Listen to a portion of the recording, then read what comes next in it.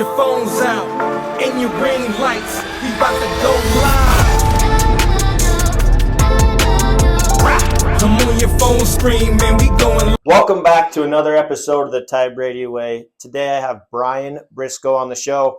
And, you know, this is a conversation a lot of people may not want. No, I'm just kidding. No, for sure. May or may not be interested in, but no, Brian's a good dude. And just his background and what he's been able to do and how he got into his industry is awesome. As you know, we talk about successful entrepreneurs and inspiration that they can give to other people starting a business in whatever capacity or business that is. Brian, welcome to the show. Thank you.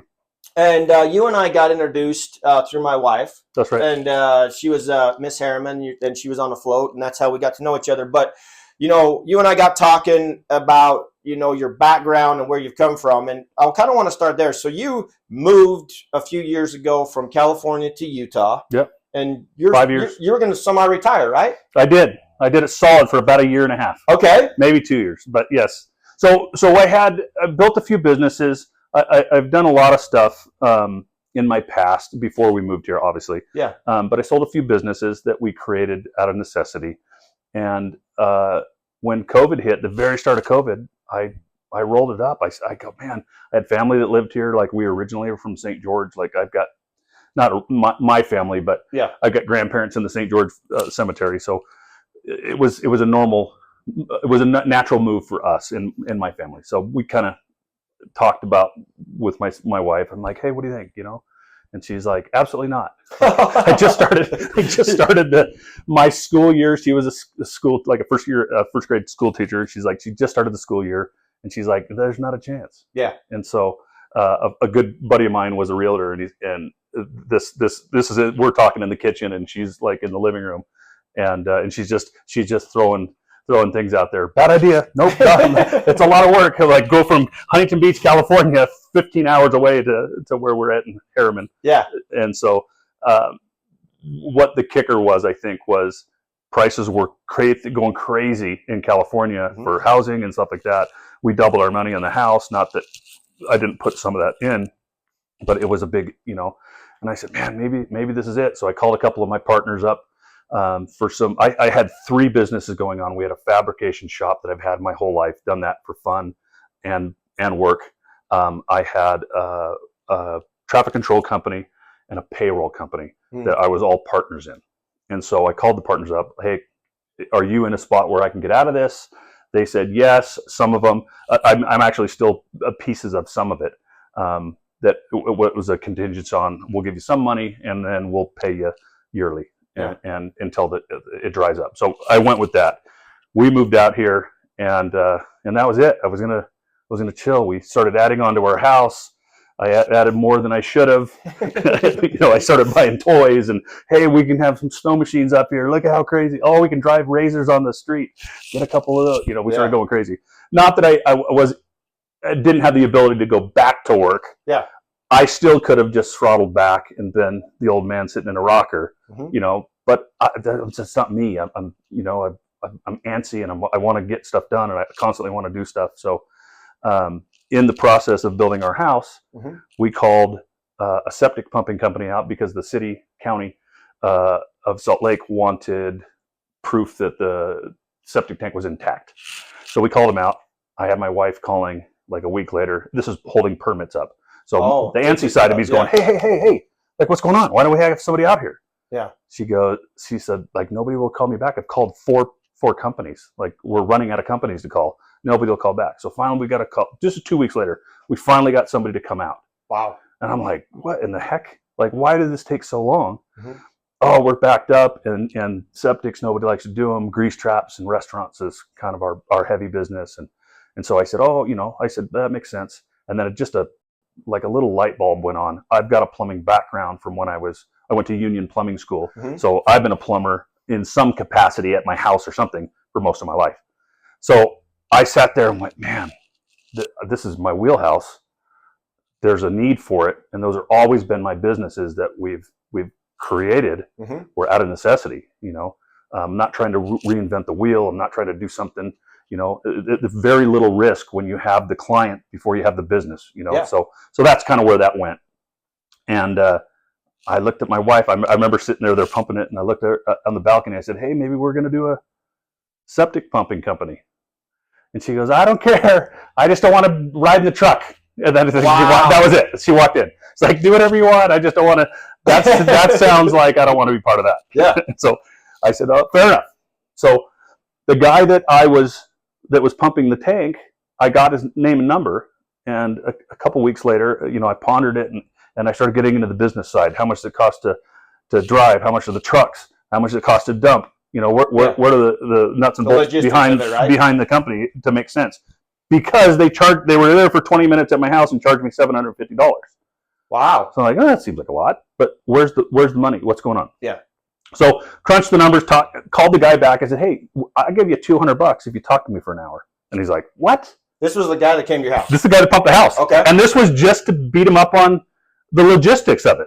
Like, I'm asking questions. Where do I dump? How far do I have to drive? You know it. You've been doing it for 25 years. I already talked to him. And so that's kind of how it got started. And he was my first employee. I said, "I don't know if you're happy where you're at. I'm not trying to steal anybody, but I am looking to start a company." And he goes, "Okay." Like, he kind of looked at me like that. I mean, he even said, he's like, "Yeah, I don't think you know how much the trucks are." I said, "Yeah, but you don't also know what position I'm in either." Yeah. I'm buying a $500,000 truck, but maybe I have plenty of money. Yeah. So he was like, "Well, call me when you get a truck." So I bought 2 trucks. A month later, called him back, and I said, "Hey, I've got 2 trucks." And he's like, "Whoa, you were serious?" I said, Yeah. When I jump into something, we go. Yeah. And so we started fixing up the trucks, and now he wants to quit. He wants to come to work for it. I said, "Let me get the trucks up and running. They were used trucks, so I want to have them painted. I want to have them 100% gone through, decaled, and gone through it." So that's where we started. He worked for me for over a year and a half when we first got started. He had some personal issues, and that's why he went. But that's how we got going. You jumped in with both feet. You're at the edge of the pool, and you're like, "I'm going to sink or swim." Right. And I feel like it's been 4 years now, 3.5, 4, like, since it's been running. Yeah. Anybody that started the company knows you started a year before that. Sure. So it's been, the logistics are figured out now, but I still have that, like, we're sinking, gotta go. We joked about like, hey, when payroll starts going down, or not the payroll, the money for the payroll starts going down $1. Yeah. You start looking around and panicking, going, And in the meantime, I'm building the company and building my house. You came by and saw it. Yeah. It's still not finished. I set a toilet yesterday in the upstairs bathroom. It's still going. So I'm trying to build that company, trying to build the house, keep the family, alive, fed, and moving money like everywhere, trying to balance that out. And have you ever read a book called The 5 Money Languages? I have not. Well, if you ever read that book, it's a really good book. There's a couple of different versions of it. Yeah. But it talks about, like, for me, I learned a lot when I read it. I could have $20 million in the bank and still feel like it's not enough. Yes. Right? And then there's people that have money and they'll spend it as fast as they get it because of validation, right? And there's people that will never figure out money and just always be in debt. Yeah. And then I can't remember the other 2, but I just remembered those first 3. But it helped me a lot. I'm like, oh, okay, so I'm this guy because it goes down. You mentioned the dollar. I'm like, anxiety, right? Like, yes. Oh crap. Yes. This ain't working. Yeah. Isn't that funny how that works? And I think I probably fall right in between there. Because I can go spend money on something that is like a boat. Yeah. And people go, "Oh, that's a lot of money," and then I won't want to spend it on a set of tires because I feel like I'm just throwing money in the trash. I let my wife drive her Cadillac till the cords were showing. Like, you got another couple months out of this, And so it's just kind of, it's really, yes, I would love to read that book, to be honest with you. Yeah, I can go through and point at all those people, all those different people, and go, "Oh, I wouldn't have done that." Yeah. And then some people are like totally good going week to week. Like, I'm freaking out. You're like, get that pressure. Yeah. So what did that first year look like after you bought the trucks? You're kind of rolling. I mean, what did that look like? 16-hour days? I mean, you're trying to get clients. Yes. Okay. So we quickly realized that the septic tanks, pumping septic for personal, like at houses, was the startup of the company, because I couldn't get the grease traps. So the grease traps of the restaurants go under contract a lot of times. So we started wanting to get those, and I would go to Taco Bell. Mm-hmm. Hey, oh yeah, well, we're on a 3-year contract with this company. I go, oh, okay. And then we started realizing that, like Pancake House, we do all the pancake houses, but you have to take our oil, our fryer oil. Okay. So the fryer oil is kind of like the milk in the back of the store. They get you to go all the way to the back of the store to get you to do the trap. And so then I said, okay, well, there's another facet of the company. We got to now start collecting fryer oil. So we've done it long enough that I'm collecting enough fryer oil that I almost balance out my gas station. So we've got a small gas station in the shop, like 1,000 gallons. Wow. And so we're almost, money-wise, almost balancing it out. Like it's getting close. I think another year I'll cover my oil bill. So I'm sorry, let me back up. Gas bill? Yes. Uh-huh. I sell the oil and they give me money. Oh. So they repurpose it into diesel, natural gas. There's lots of different things that they use it for. But I sell the oil. So I collect it, hold it. When I get 2,000, 4,000 gallons, I sell it. And they come pick it up, or I go deliver it, depending upon where it's at or who it's at. So getting $3,000 from that, and then I pay the gas bill is $3,000. You know what I mean? So we're getting close to balancing out at first it was a nightmare because I got a special rig. We built a trailer for it to pick up the oil, and then we pick this up and go that. So back to your original question, to start it, I wasn't doing a ton. Building the trucks, we were getting 1 job a week. Oh. And so I started realizing also that Google was a big thing for us. So we built a website. I mean, we built that first, but it wasn't going. So then I started paying for advertising and a Google guy, and I'm paying him $2,000 a month, mm-hmm. and trying to get up there past everybody else. Good reviews. We started doing QR codes that I give to customers, and they fill out a good review, and that started boosting it, and it just kept going and going. Like so, but I still couldn't get into the restaurants.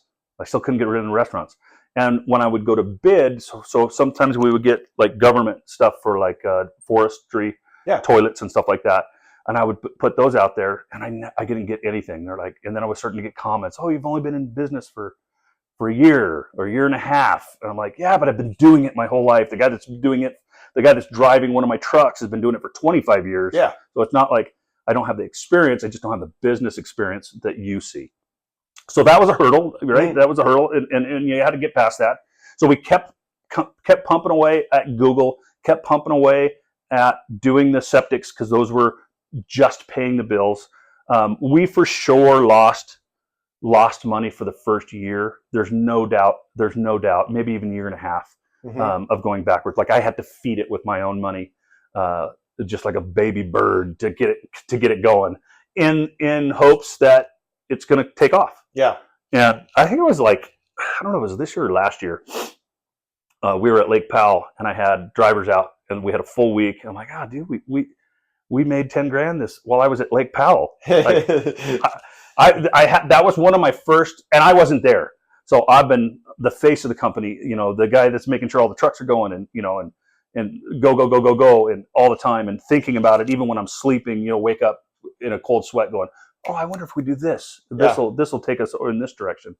So after doing that, it was the Lake Powell trip sitting there and going, I feel like the company we're established. Yeah. It's making money now and I'm not, not the You're not slave person to doing it. Yes. And being a slave to it, I think that is a perfect analogy that I've learned that's always been my problem. Having a fab shop, keeping that running, I was the guy that was doing it. Mm-hmm. And that was it. Like if nobody else could do what I was doing, so I limited myself to how much money I could make because I was the guy. Mm-hmm. And that was probably the biggest thing that I've had to learn is to go, you can't be the guy. I was watching something the other day and they said McDonald's runs it perfect. When a 16-year-old kid can run your business and you're one of the most successful businesses, yeah. He goes, you've got it set up right. And I'm like, oh, that's so true. And that's where I've been trying to like back out of it and just keep logistics and the sales side of things and back out of it. I've had many people on the show where that's that transition where they've done really well by themselves, right? And Yeah. now they need to scale and they want to hire employees, Right. and they struggle because it's not them. They gotta let I've go. been there. I've Yeah. been there, but in order to scale a business, it's the power of duplication of you. That's right. And at the beginning, they only be 50% of you. Right. But you got to get them to 100%, so that when you're in PAL, you can enjoy. That's right. You can relax and not have to take crazy calls.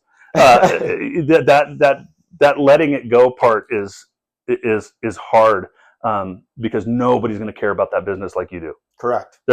And you've got to know that. Like the best employee is going to be 70%. I would, the best employee ever is, he's still going to go, well, I'm still going home.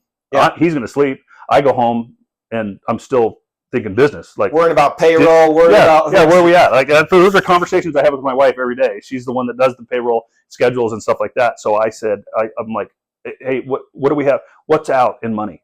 Mm-hmm. Are we collect? What's owed? Where is it sitting? Because a lot of times that owed stuff takes us through the slow times. Mm-hmm. And when we have good times on top of good times, then we start putting it away and go, oh, hey, we're starting to be successful now. Yeah. So you've grown this business over the last 4 years, and you and I have talked. Where do you see it going in the next 3 to 5 years, 10 years? What's the strategy here? So I'm a huge. This is newer for me. I'm a huge thinker of what you're going to do with your company before you start it. I really, really think that you need to go. I asked you, and you're like, "Don't grow this thing. I'm going to." I'm like, "Oh, dude, I love it." I haven't made a decision yet. I was like, just keep going. And I'll tell you why. Because I've put so much money that I could have had my house finished by now. But I put so much money back into the business that I didn't need to, but I wanted another truck. Yeah. I wanted the security. If one's down, I don't miss appointments. So just continuing to dump that money, not dump it, but spend it smartly in the business. If I wasn't trying to grow the business, I wouldn't have done it that way. If I was trying to grow if I was trying to make money off it, I would be in that truck 24/7. Working my butt off, and then I would have my son, who just turned 16, in that business as well, and I wouldn't be trying to grow it as much. I would be trying to milk every penny out of it. So somebody smarter than me said, "Hey, you need to know what you're going to do with the business before you start it, and that'll help you." My goal business has always been a 10-year plan, is to build this back up and retire again, for real. And so I have a number that when I hit that number, that's what it is. And so back to the original question, were you busy when how did you start off? What was the first year look like? It was no grease traps. Now it's grease traps. So now I'm in with the restaurants. I do all of the Taco Bells in the Valley. Yeah. All of the pancake houses, all of the Cluck's chickens. There's lots of them now. And we got hundreds, maybe not quite hundreds, but a lot. Almost maybe, 150, 200 grease traps that we do in the Valley. And so that number is like this. I crunch the numbers. When I get that, so what that does is lines up my schedule and go, oh, I know how much I'm going to make this week. If I hit no more calls in, my schedule's full this week. And then we can just fill in. Like last night, I went out to do a job. Got home at 11 o'clock last night. Wow. So still grinding. Yeah, you'll still have to grind. And it never stops. And I would say 50% of our week is fill in emergency calls. So when I have someone's got a problem. Somebody's got a problem. There's a pump that's bad, there were backed up sewage everywhere. There's a grease trap. Like we did a hospital in Bountiful last night. They're like, it's coming in the facility. Were they a previous client, or they were not a previous client? So that came through a plumbing company, and I do lots of work, lots of emergency calls for lots of like the beehives, any hours, peak seasons, mountain.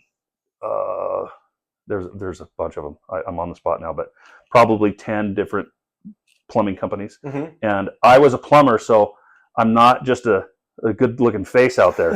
I can help out a little bit. I'm like, oh, this is, I would check up here. Like I was on the phone when I was driving home. I said, hey, you guys are going to jet it tomorrow. Here's what I found. This. Oh, hey, thanks. Now the guy doesn't start in a hole. So hopefully that is allowing them to go, oh, we're going to call this guy every single time because, it's a little bit of added help for us. Absolutely. Yeah. I sidetracked myself. I'm sorry. No, that's great. No, that's what the show's about, man. It's just Getting sidetracked? Everybody always asks me, like, "What's the show about?" It's just having a conversation and taking little tidbits out. It's great.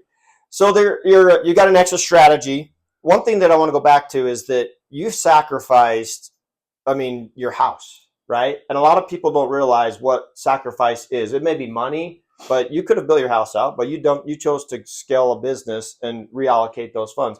I'm sure some days your wife's cussing at you like, "Come on now, Brian," right? Yeah. Like my wife's like, "I want to do this, I want to do that."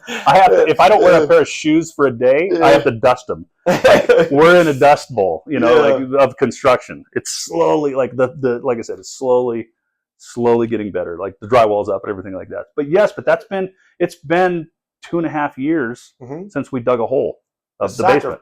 But the sacrifice, takes sacrifice so much. And I hate to be that old guy that talks about the new generation, but I feel like just from hiring people and like people don't understand what there's all kinds of different sacrifices, right? We're not dying over, the sacrifice is not, we're struggling. Yeah. We didn't eat this week. It's hey, I didn't get to do what I want to do as fast as I want to do it. Still a sacrifice though. I say, hey, I got 70 grand. I could go buy a house. Go buy a car, or I could work on the house. Yeah. Or not put wives on. We went and bought a new. Yeah, when I say car, I mean a work truck. No. Yes, that's right. You can wait a little longer. We're gonna put money over here. That's right. So yes, those sacrifices. Everybody's, I think their idea of sacrifice is a little bit different. Sure. Some people are really, and this goes back to, I'm not okay with spending the last penny out of the bank to go buy something like a boat. Yeah. I would never do that. I would also never finance something fun. And I think everybody else has got, that might be wrong. Like I just won't finance toys. And I'm not financing my house. Yeah. Like a lot of people would just go, oh yeah, just go get a loan and do that. I said, well, I'll just pay for it as we go. And so, it's very interesting, and that just the way you deal with your life, your home life, is like you're running a business, and it's the same thing. I would run my household the same way as I would run my business. I wouldn't compromise myself in overdoing the house. I wouldn't compromise the business by overdoing the business either. I would let the business pay for the business, and that's kind of how it does it. But it's also paying for the house. So I'm like I'm trying not to sink both of them, and we're just going together. Yeah. I would dare say, people ask me all the time, and they're like, "Ty, how do you do everything?" I'm like, I don't watch TV very rarely. No. I'm always doing something, and I would bet you're the same way. Yeah, you're like, someone said, "You seen it?" No, I have no idea. So I may see it on a plane, or I take off the times when I can, when it's feasible to take the times off, and it might be Tuesday at 12:30. I might sit down for half an hour, and just to regain myself, and then get back at it. But I'll work on the house, or we'll work all day on the business, going out doing actual work, and work, get home at 4, 5 o'clock, and then go to work on the business, on the house, and then say, okay, here's the next. I'm very goal setting, maybe not like journal guy, but every morning I'll go to bed, I'll look at my schedule for the next day. I've said, okay, this is going to take this long, this is going to take this long, and I really give myself pressure if I get a half an hour behind my own mental schedule. This is going to take this long, and we're going to go through it, and we're going to up, and we're going to go right through it, and everything's going to be good, and we're off. Yeah. And I do the same thing with the house. I'll look at it, and I'm like, I need to set a door, set a toilet, and put the cabinets in. And you're not going to bed. And I should have that done by 12. Yeah. And it's 1 o'clock, and I'm starting to get antsy. I'm like, God, I've failed as a human.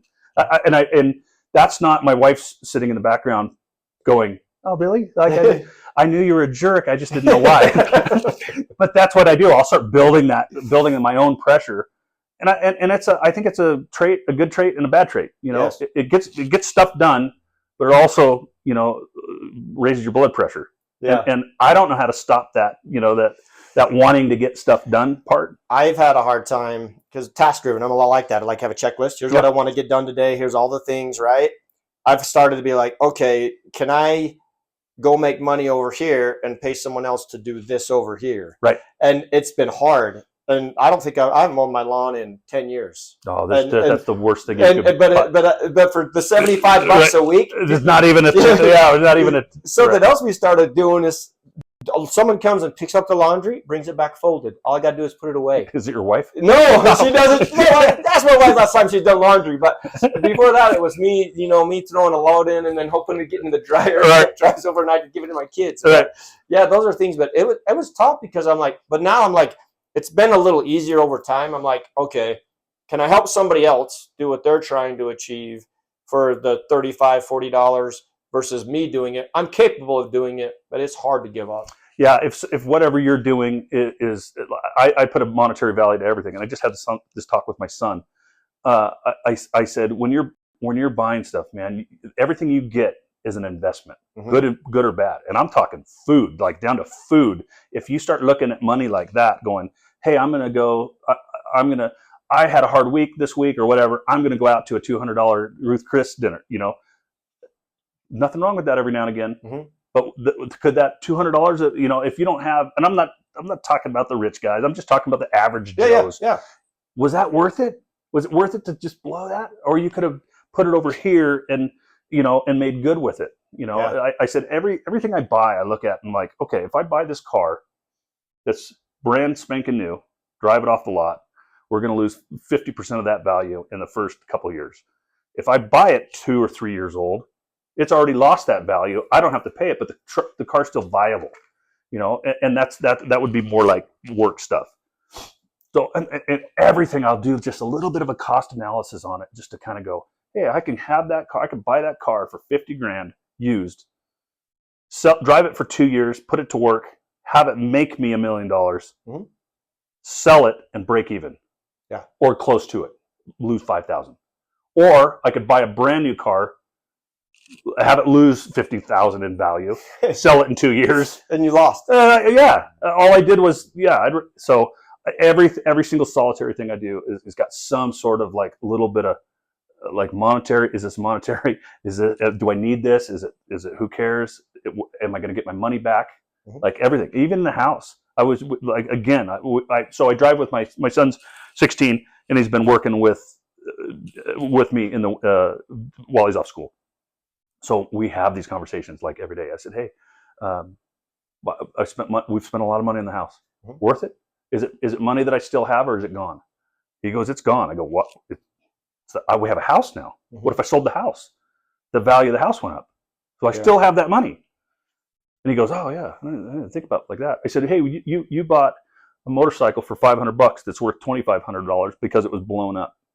Yeah. We've gone through it, fixed it up, put $500 into it.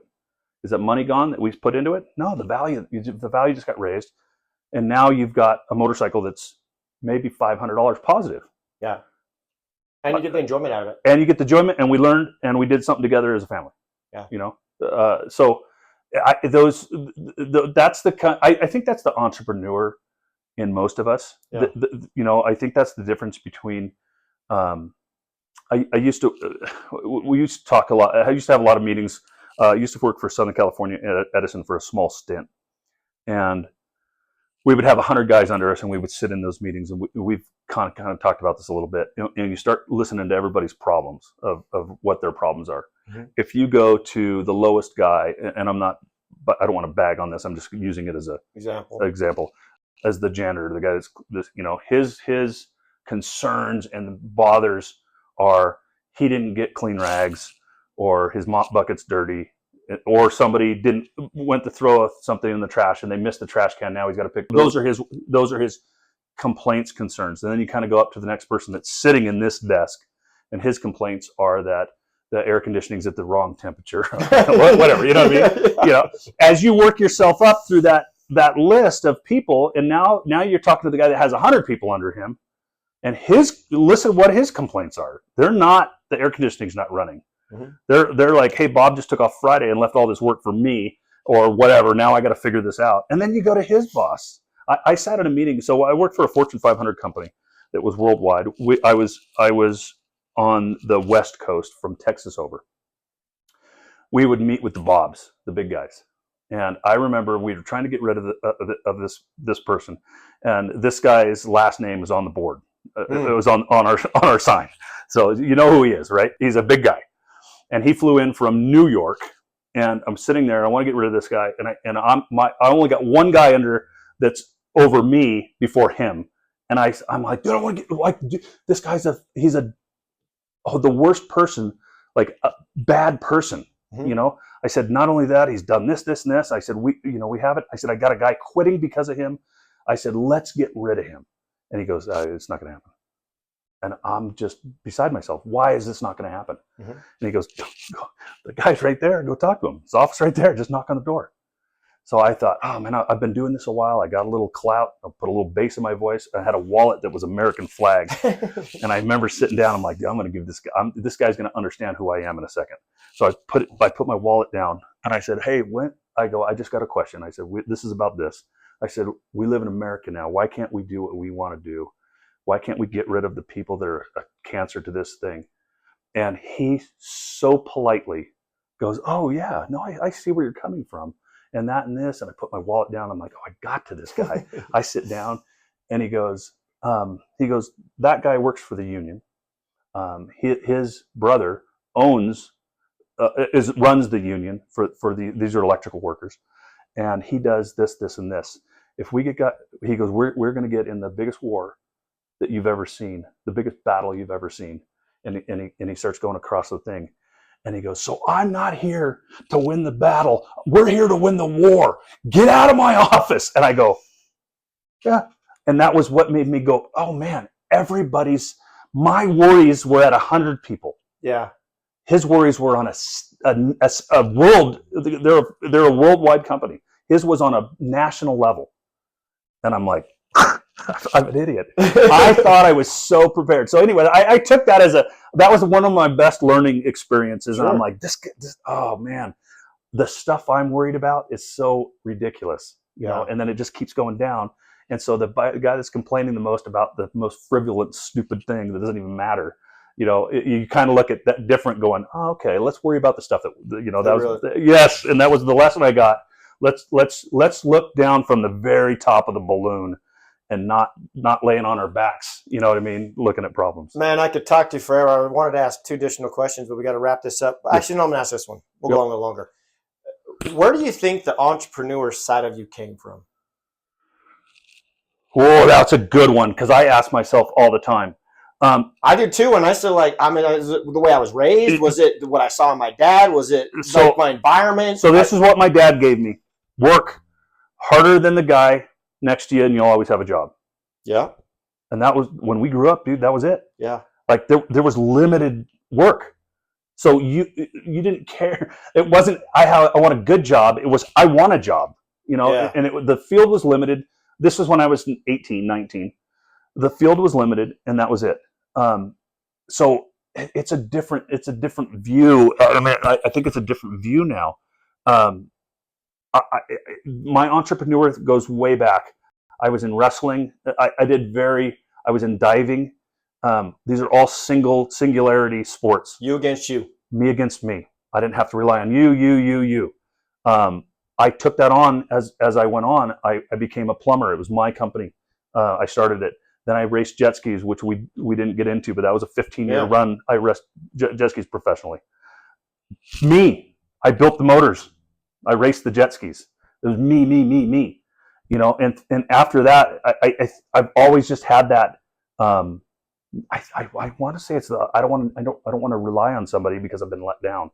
You know, feeling. Ooh, that's deep. I told you. I told you, and that's what I've really. You know, you start analyzing yourself and going to a little therapy, and, you know, and talking to people. And I think that's where it came from. Is I got chills because if I let me down, it's okay.